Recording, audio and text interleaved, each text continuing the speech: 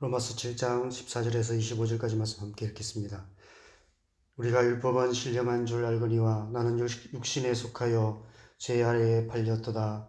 내가 행하는 것을 내가 알지 못하노니 곧 내가 원하는 것은 행하지 아니하고 도리어 미워하는 것을 행함이라. 만일 내가 원하지 아니하는 그것을 행하면 내가 이로써 율법이 선한 것을 시인하노니 이제는 그것을 행하는 자가 내가 아니요 내 속에 거하는 죄니라. 내 속 곧 내 육신에 선한 것이 거하지 아니하는 줄을 아노니 원함은 내게 있으나 선을 행하는 것은 없노라. 내가 원하는 바 선은 행하지 아니하고 도리어 원하지 아니하는 바 악을 행하는도다. 만일 내가 원하지 아니하는 그것을 하면 이를 행하는 자는 내가 아니요 내 속에 거하는 죄니라. 그러므로 내가 한 법을 깨달았노니 곧 선을 행하기 원하는 나에게 악이 함께 있는 것이로다. 내 속사람으로는 하나님의 법을 즐거워하되 내 지체 속에서 한 다른 법이 내 마음의 법과 싸워 내 지체 속에 있는 죄의 법으로 나를 사로잡는 것을 보는도다. 오라, 나는 공고한 사람이로다.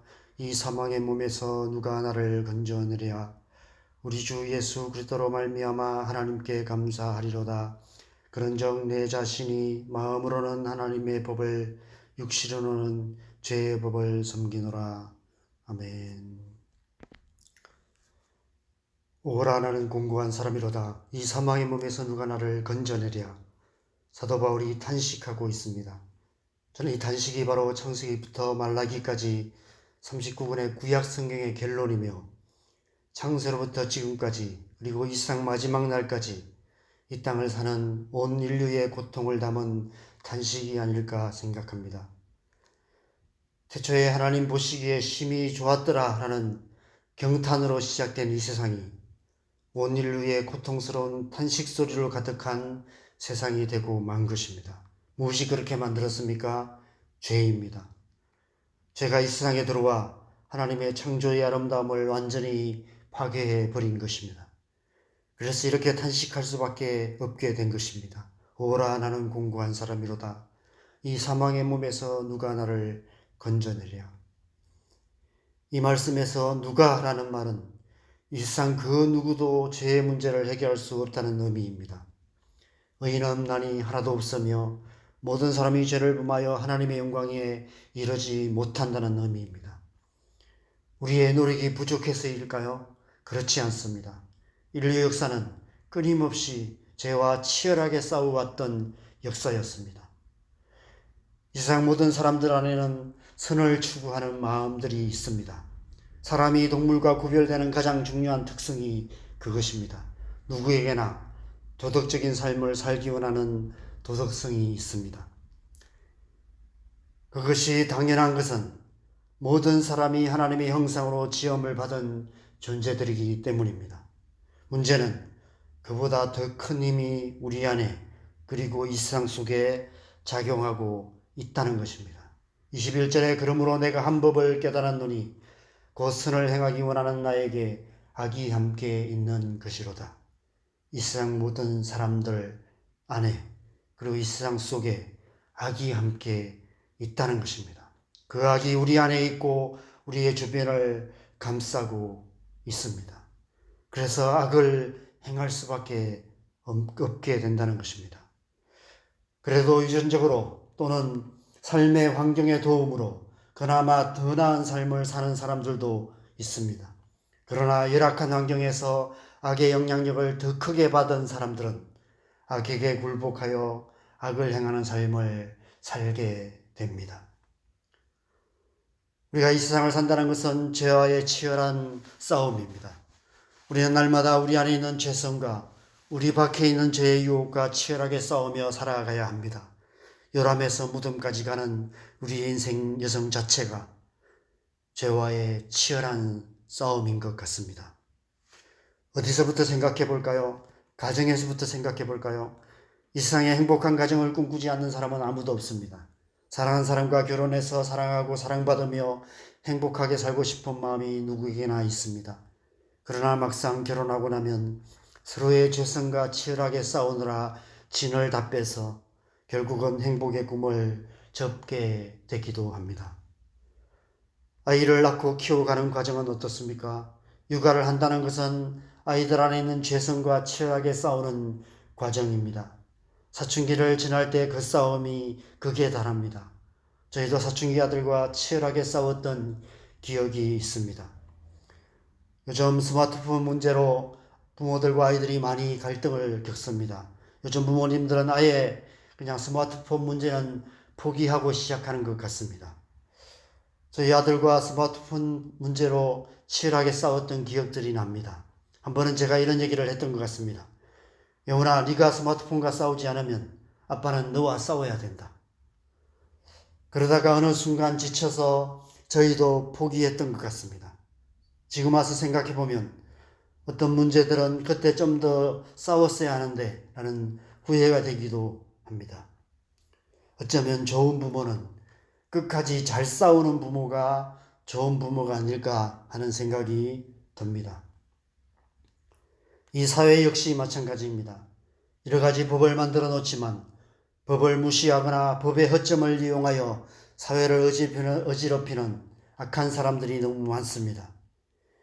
옛날 군부 독재 시절에는 사회 정화한다고 범죄와의 전쟁이라는 이름으로 비인간적이고 무자비한 일들을 행하기도 했습니다.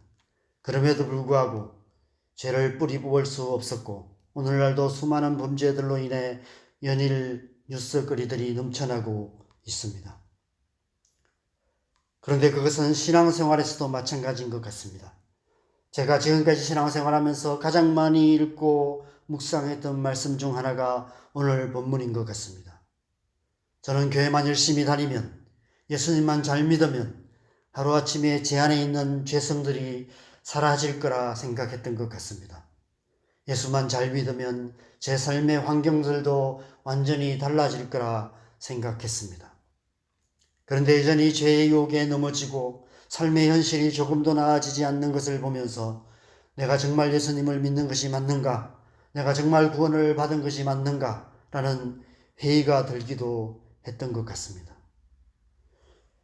교회를 처음 다니시는 초신자들은 교회는 아무 문제 없는 곳이라고 생각합니다. 목사님을 비롯하여 장로님, 권사님, 집사님들은 하나님의 말씀대로 잘 사시는 분들이라 생각합니다. 그러다가 그렇지 못한 모습들이 하나둘씩 보이기 시작하면 교회에 대해 실망하게 되고 시험에 드는 경우가 많이 있습니다. 그 모습이 자기 자신의 모습이라는 사실을 깨닫는 데는 시간이 오래 걸리지 않습니다. 오늘 사도 바울이 탄식하고 있습니다. 오라 나는 공고한 사람이로다. 이 사망의 몸에서 누가 나를 건져내랴. 사도 바울 역시도 우리만큼이나 오랜 시간 이 문제로 실험을 했던 것 같습니다. 이 사실이 우리에게 큰 위로가 됩니다.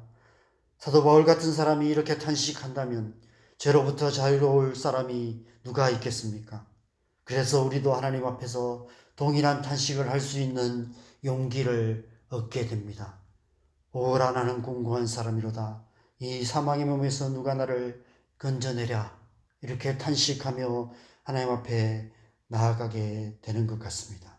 누가 건져낼 수 있습니까? 감사하게도 우리의 이 탄식에 대한 하나님의 응답이 즉시로 주어집니다. 다음 장으로 넘어가지 않고 바로 다음 절인 25절에 즉시로 응답이 옵니다. 25절에 우리 주 예수 그리스도로 말미암아 하나님께 감사하리로다 라고 말씀하고 있습니다. 우리 주 예수 그리스도, 오직 예수뿐이라는 것입니다. 오직 예수 그리스도께서 우리를 사망의 몸에서 구원해 주시고 건져 주시는 분이라는 것입니다. 그래서 구약의 결론은 예수 그리스도입니다. 요한복음 5장 39절에 예수님께서 그 사실을 이렇게 말씀하셨습니다. 너희가 성경에서 영생을 얻는 줄 생각하고 성경을 연구하거니와 이 성경이 곧 내게 대하여 증언하는 것이니라. 우리를 사망의 몸에서 건져내실 분은 오직 예수 그리스도뿐임을 믿으시기 바랍니다. 우리를 죄로부터 자유케 해주시는 분은 오직 예수 그리스도 그 십자가의 은혜뿐입니다.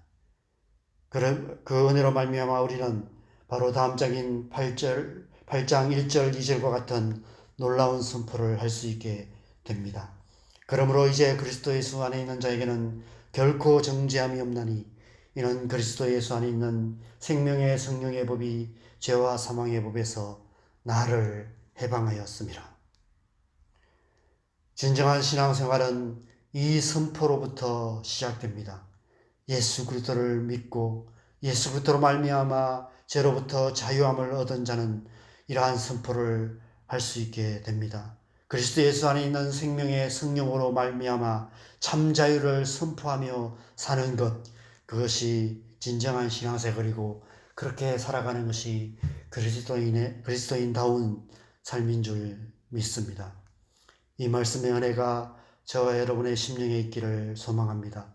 그리스도 예수 안에서 참 자유를 맛보고 누리는 삶 살아가시기를 소망합니다. 그래서 이 땅을 살아가는 동안 그리스도인다운 삶을 통해 하나님 나라를 이루어가는 저와 여러분 되시기를 주님의 이름으로 간절히 축원합니다.